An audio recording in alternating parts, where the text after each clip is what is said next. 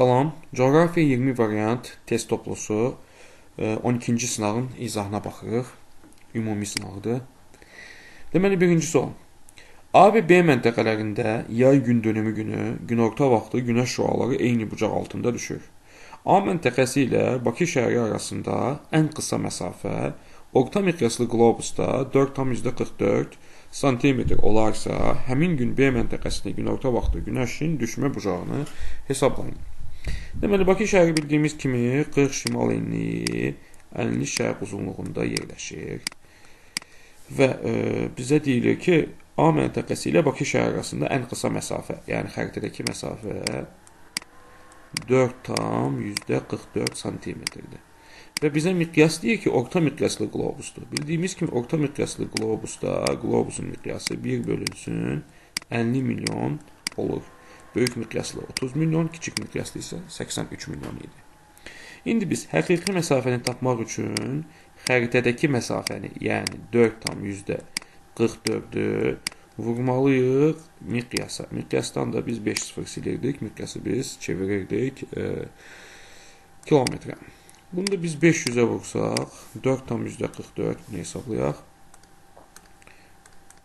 Vurulsun 500.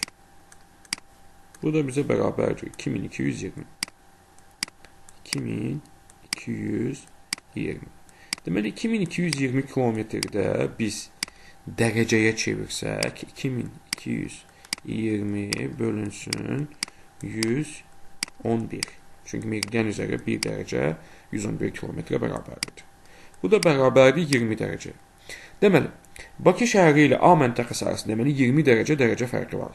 Amma bizə deyilməyib ki, 20 dərəcə A məntəqəsi Bakıdan şimalda yerləşir, yoxsa cənubda yerləşir, bizə verilməyib.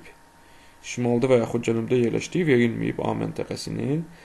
Onda biz ya ola bilər 20 dərəcə şimalda olsa 60 şimal enliyi, ya da 20 dərəcə cənubda yerləşsə 20 şimal enliyi ola bilər.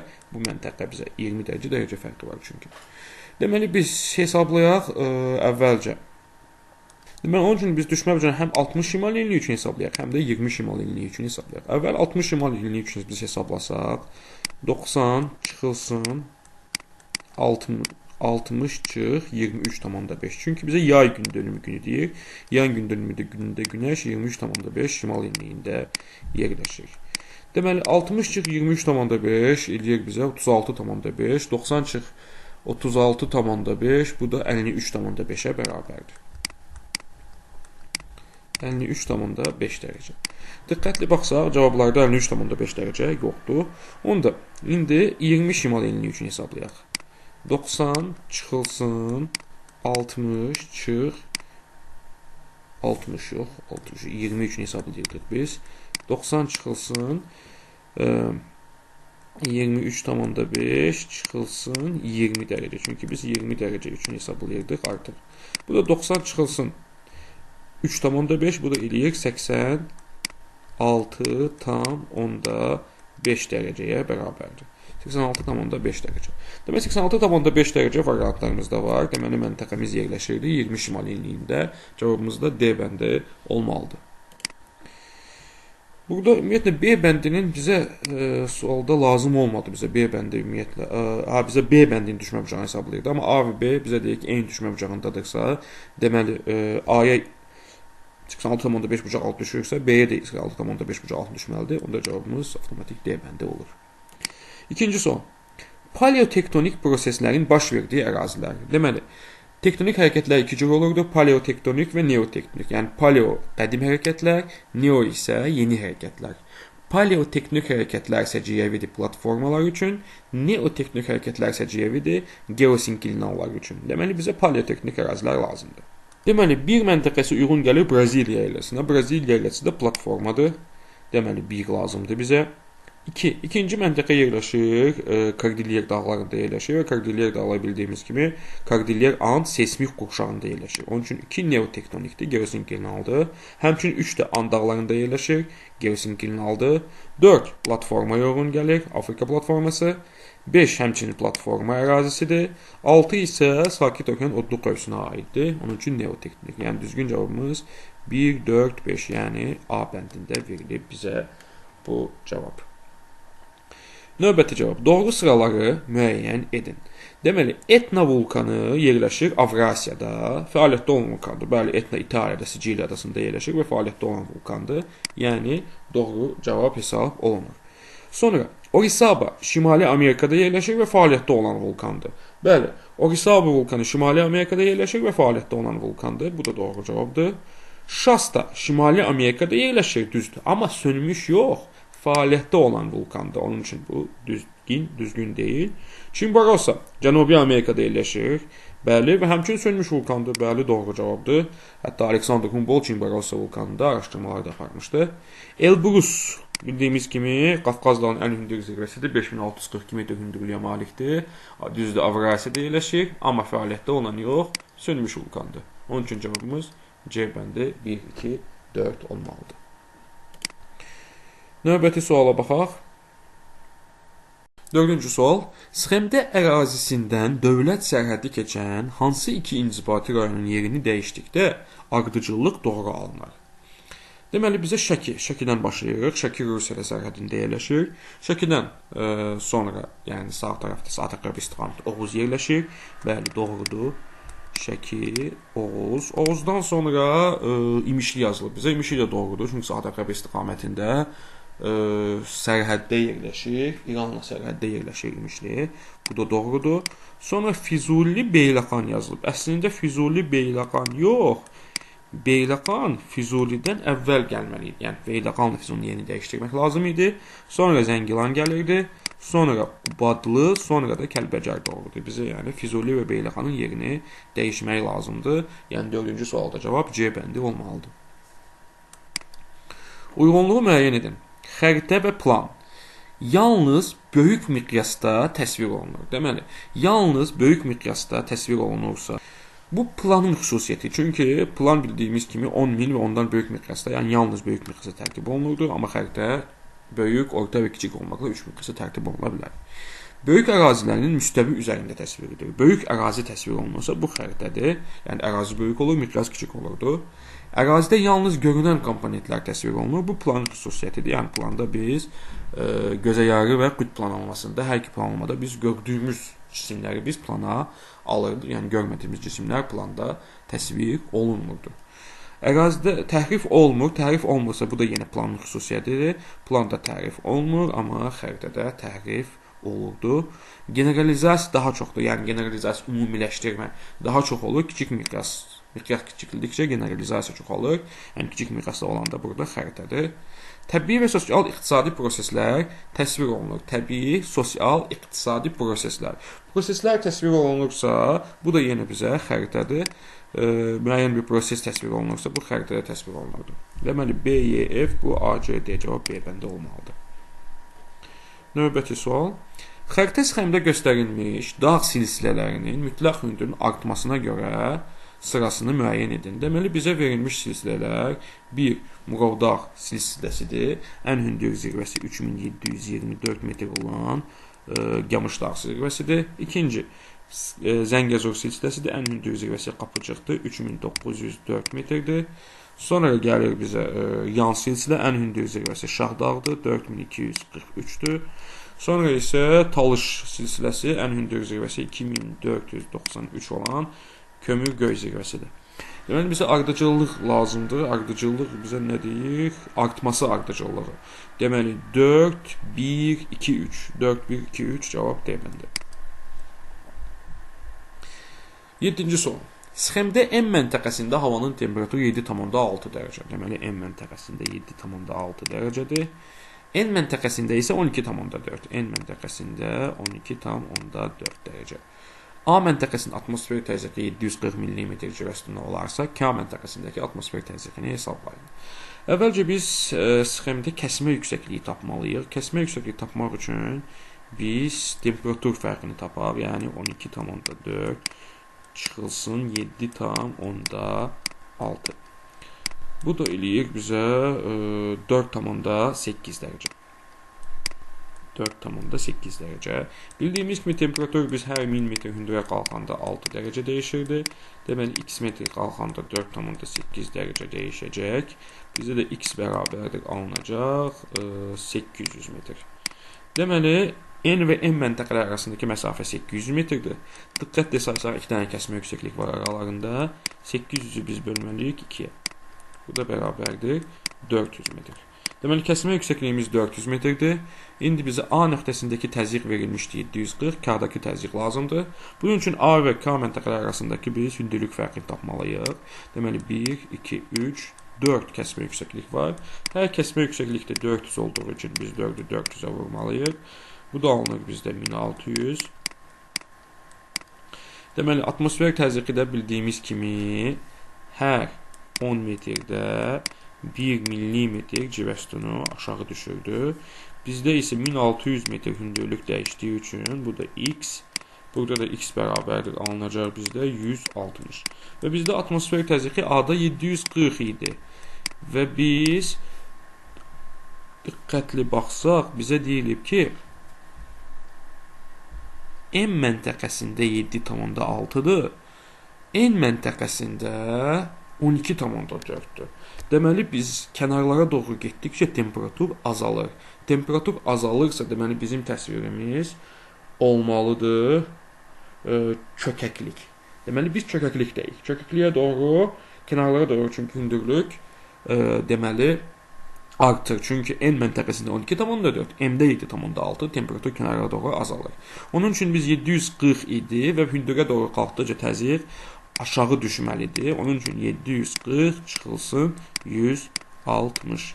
Bu da bizə bərabərdir eləyir 580. Deməli, düzgün cavabımız 580 mm civəstunu, yəni C bəndi. 8-ci sual. Xəritə sxemə əsasən ümumi radiasiyanın miqdarının nisbətən az olduğu ərazilər və bunun səbəbini müəyyən edin. Deməli, bildiyimiz kimi günəş radiasiyası əsasən düzənlik və yüksək dağlıqlarda çox idi. Orta dağlıqda radiasiyanın miqdarı daha aşağı idi.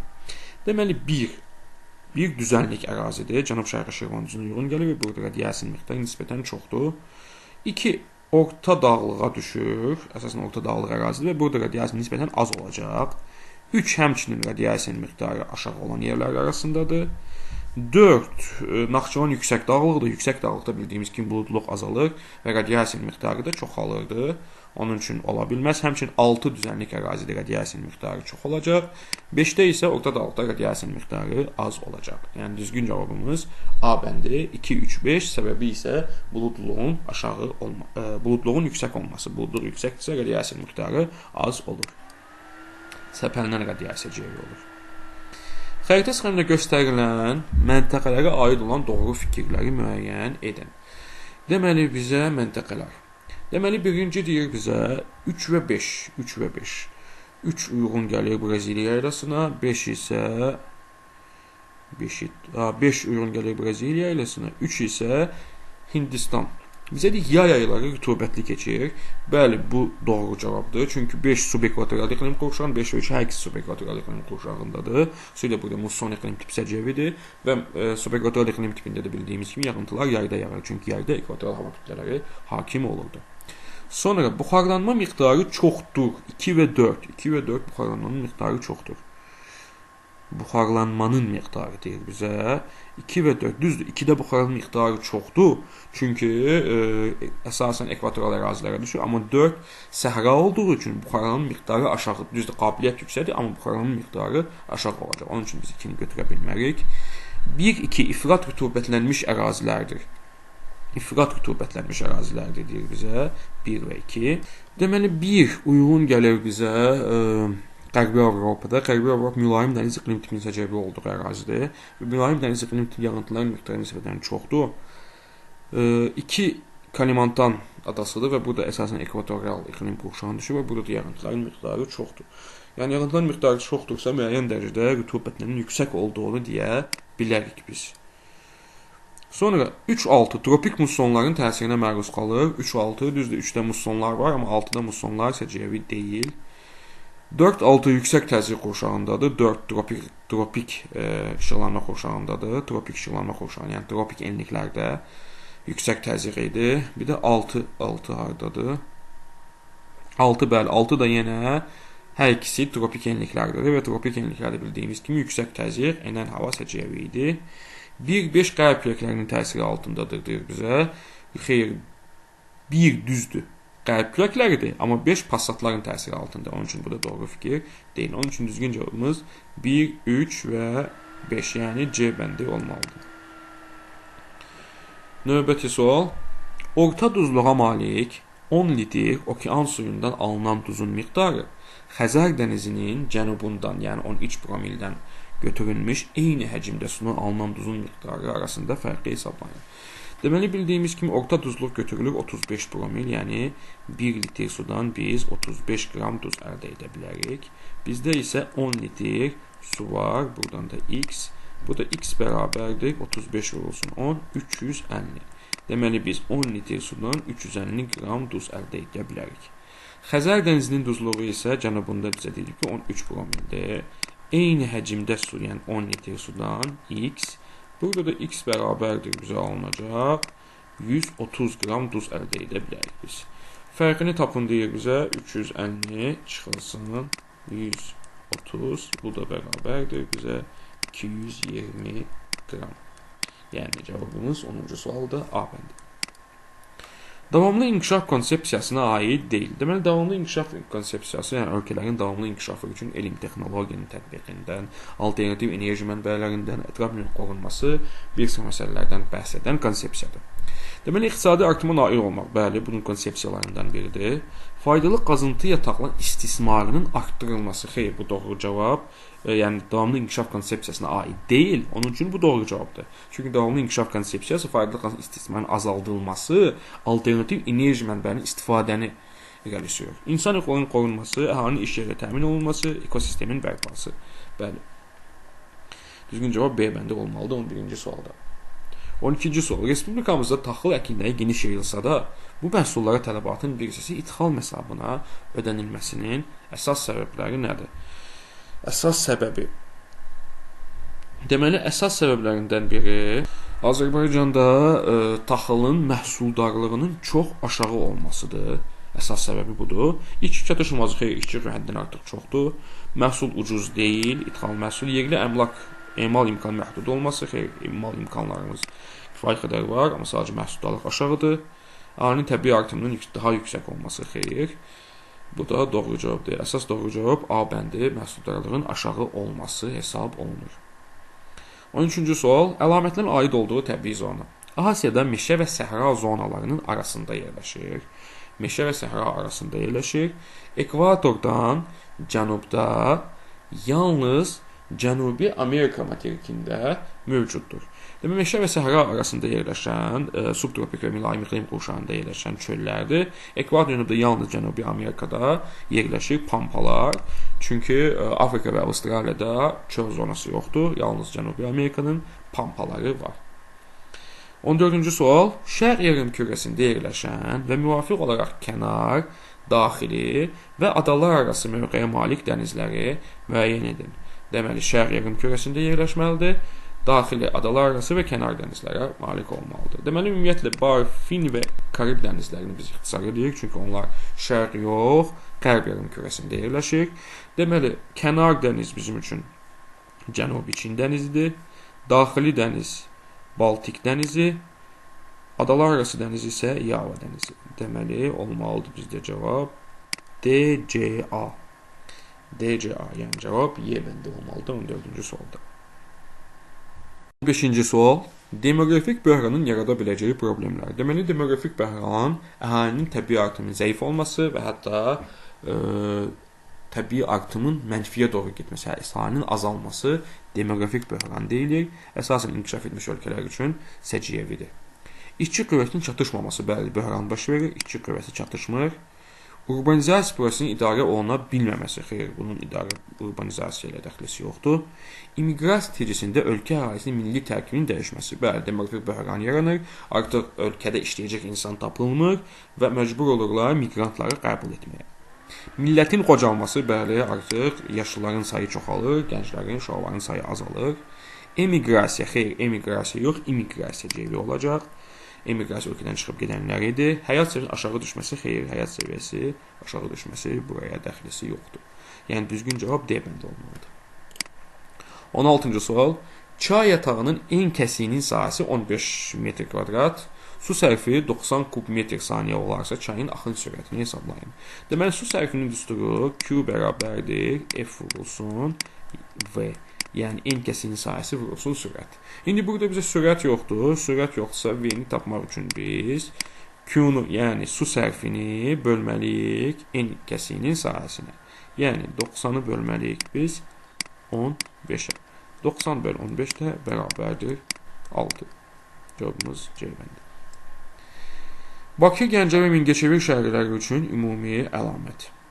Deməli, əsasən Azərbaycan böyük şəhərlərdə Bakı, Gəncə və Mingəçevir adadır, həm ağır, həm yüngül sənaye müəssisələrinə malikdir.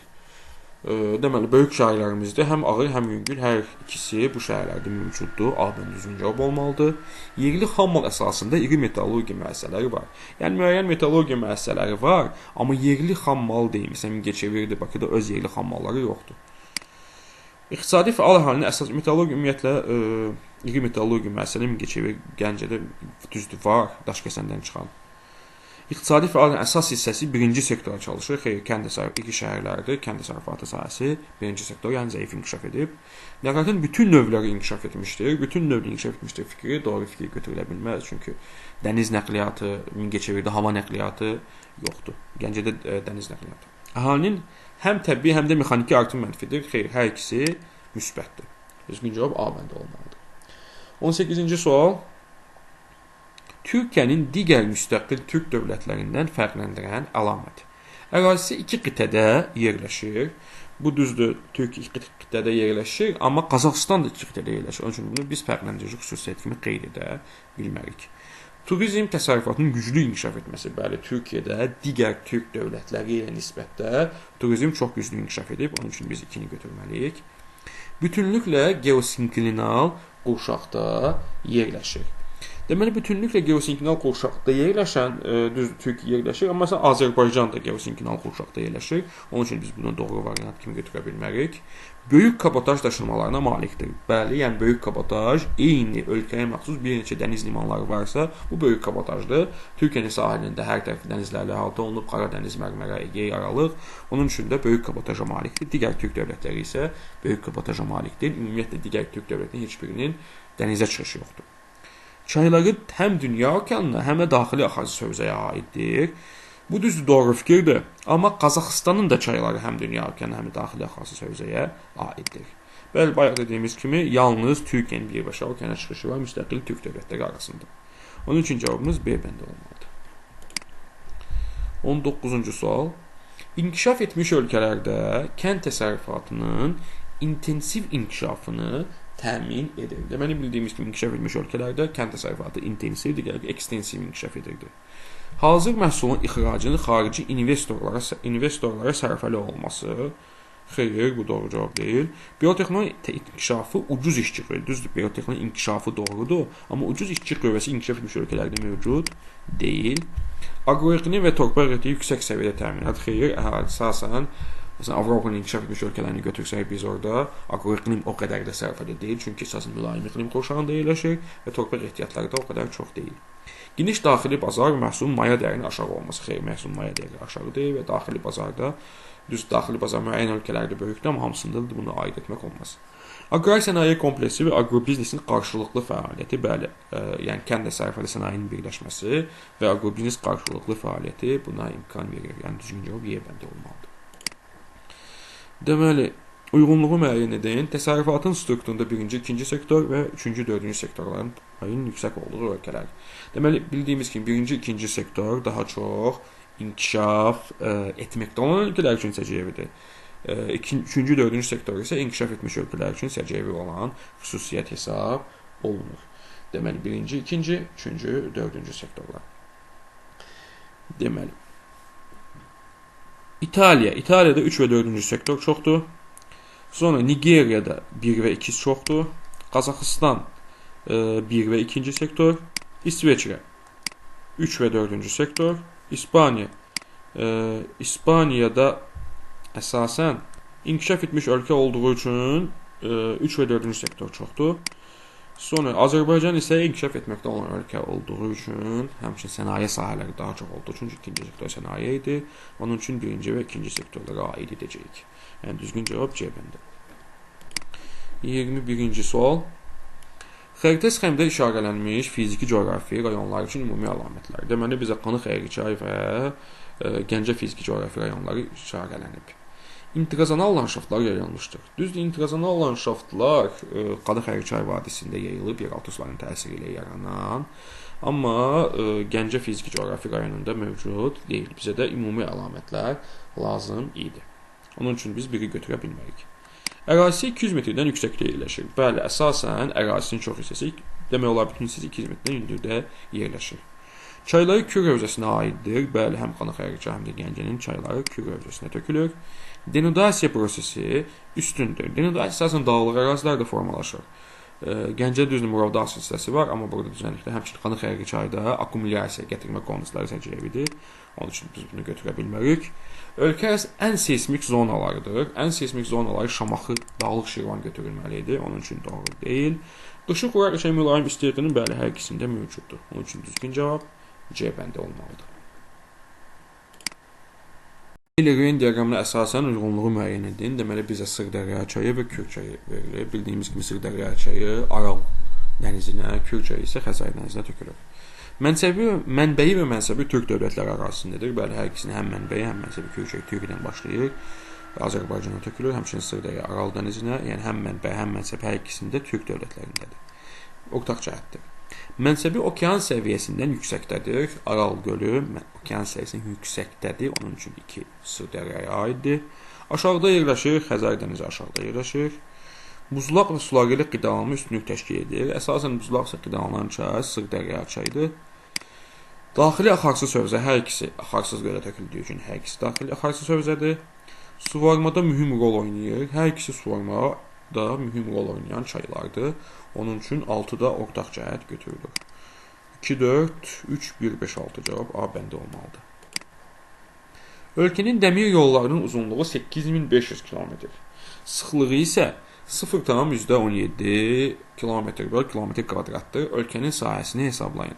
Deməli, dəmir yollarının biz sıxlığını hesablamaq üçün ölkədəki dəmir yollarının uzunluğunu bölməliyik ölkənin sahəsinə. Sıxlıq hesab sahəni biz çox vaxt F ilə işarələyirdik. Sahəsinə bölməliyik. İndi bizə sıxlıq verilib və uzunluq verilib. Biz sahəni tapmaq üçün, yəni F-i tapmaq üçün biz bölməliyik 8500-ü 0,17. 8500 bölünsün 0,17. Bunu biz hesablayaq.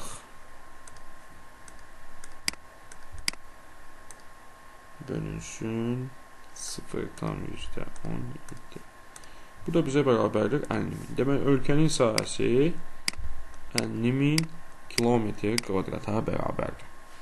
Qoruq və milli parkların yerləşdikləri ərazinin mütləq hündürlüklərinin azalma sırasını müəyyən edir.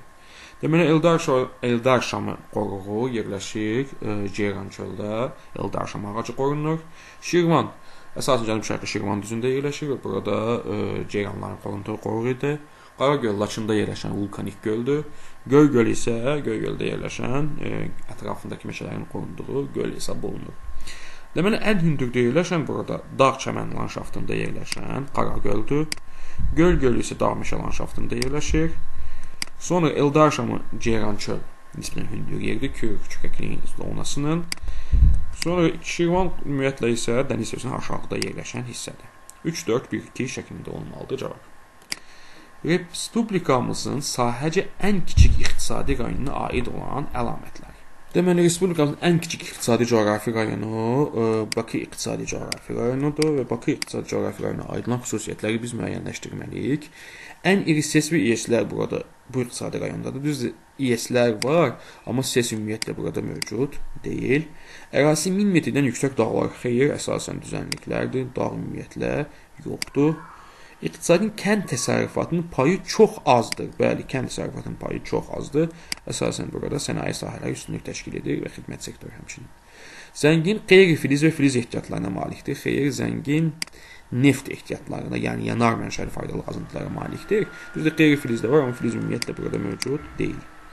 Ən yüksək urbanizasiya səviyyəsinə malikdir. Bəli, şəhər ərazisinin ən yüksək olduğu iqtisadi coğrafi rayondur. Mühüm nəqliyyat və sənaye mərkəzidir. Bəli, mühüm nəqliyyat və sənaye mərkəzimizdir. Əlbəttə ki, paytaxtımız olan Bakı iqtisadi coğrafi rayonu. Yəni düzgün cavab 3, 5, 6 olmalıdır. 26-cı suala baxaq. İspaniya və Birləşmiş Ərəb Əmirliklərinin oxşar xüsusiyyətlərini müəyyən edin. Deməli, əhalisi Hind-Avropa dil ailəsinə mənsubdur. İspaniya Hind-Avropa dil ailəsinin roman dil qrupudur. Birləşmiş Ərəb Əmirlikləri isə Afro-Aziya, yəni Hami-Sami dil ailəsinə məxsusdur. Onun üçün biz bunu doğru variant götürə bilmərik. İspaniya yerləşir Pireneya yarımadasında, Birləşmiş Ərəb Əmirlikləri isə Ərəbistan. Yəni bu doğru cavabdır. İmmiqrasiya prosesi üstündür. İmmiqrasiya prosesi biz dedik ki, əsasən inkişaf etmiş ölkələr üçün səciyyəvidir. Amma İran körfəzi ölkələri son vaxtların ən böyük immiqrasiya mərkəzlərindən birinə çevrilib. Onun üçün bu da doğru cavabdır. Xarici ticarət daha çox hazır məhsul satışa çıxardırlar. İspaniya düzdür, hazır məhsul satışa çıxardır, amma Birləşmiş Ərəb Əmirlikləri daha çox xammal satışı ilə məşğuldur. İşçi qüvvəsi artıqlı xeyli biz dedik ki, immiqrasiya cəvidir, işçi qüvvəsi azdır burada. Deməli, düzgün cavab 2-3 olmalıdır, 28-ci sualda. Deməli, bulaqları uyğunlaşdırmaq lazımdır. Deməli, İsti su bulağı yerləşir Kəlbəcərdə, yəni Kiçik Qafqaz dağlarında. Şırlan bulağı Şuşada, yəni yenə Kiçik Qafqazda yerləşir. Meşə su Lənkəranda, yəni Talış dağlarında. Qalaaltı Şabranda, yəni Böyük Qafqaza aiddir. Xaşı Cimi Xaldan Qubanın bulaqlarıdır. Onun üçün Y-də buraya aiddir. Situasiya tapşırığına baxaq. Sizə təqdim olunmuş situasiya 28-ci tapşırıqlar. Madagaskar adasının iqliminin formalaşmasına Passat küləklərinin əsas rol oynayır. Adanın mərkəzində yerləşən dağların şərq yamacları rütubətli, qərb yamacları isə quraqdır. Mətnə əsasən adadakı hakim küləklərin istiqamətini və dağlarda külək tutan və tutmayan yamaclarını müəyyən edin. Yaxşı, situasiya tapşırığımız. Deməli, Madagaskar adası bildiyimiz kimi Cənub yarımkürəsində yerləşir və Cənub yarımkürəsində passatlar, ümumiyyətlə daimi küləklər şimalda sağa, cənubda sola meyl edir. Cənubda sola meyl edirsə passatlar tropik enliklərdən ekvatoral enliklərə doğru əsir və passatlar cənub şərqdən şimal-qərbə doğru hərəkət eləyir. Deməli, cənub-qərbdən şimal-şərqə doğru hərəkət eləyir passat küləkləri. Və külək tutan yamaclar. Deməli, Madagaskar adası da burada yerləşirsə, həmin adanın şərq tərəfi, yəni küləyin istiqaməti şimal-qərbdir. İstiqamət şimal-qərbdir, yəni cənub-şərqdən şimal-qərbə doğru gedir. Cənub-şərqdən şimal-qərbə doğru gedir və daha külək tutan yamacı, deməli, Madagaskar burada yerləşdiyi üçün şərq tərəfi külək tutan tərəfidir, külək tutmayan tərəfi isə qərb tərəfidir. Şərq tərəfi külək tutur, qərb tərəfi isə külək tutmayan tərəfləridir. Sonra bizə mətnə əsasən dağların yamaclarında fərqli iqlim şəraitinin formalaşmasının səbəbini yazın.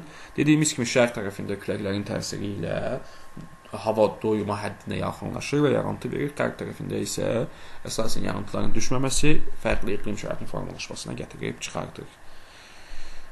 Yamacların yağıntıların paylanmasına görə mətndə verilmiş adadakı dağlar ilə oxşar təbii. Deməli, bizə şərq tərəfində yağıntılar yağmalıdır, qərb tərəfi isə quraq olmalı dağlar lazımdır. Deməli, bizə burada Verxoyanski dağları və yaxud həmin hissədir. Burada isə şərq və qərb hər iki hissəsi quraq kontinental ərazidədir. Onun üçün ola bilməz. 2 ekvatoral iqlim qovşağında yerləşir. Bu da ola bilməz. 3 burada ümumiyyətlə dağ yerləşmir. 4 Himalay dağları ola bilər. Çünki şərq tərəfindən gələn musson küləklərin təsiri ilə yağıntıların şərqində daha çox yağır. 5 həmçinin Kordilyer şərq tərəfində, qərb tərəfində soyuq cərəyanların təsiri ilə burada dağların təsiri yağıntıların miqdarı, amma 5 bu tərəfdə isə yağıntılar daha çoxdur, Kordilyer dağları və bu da böyük su ayırıcı dağları da əsasən şərqindən keçən isti okean cərəyanlarının təsiri ilə.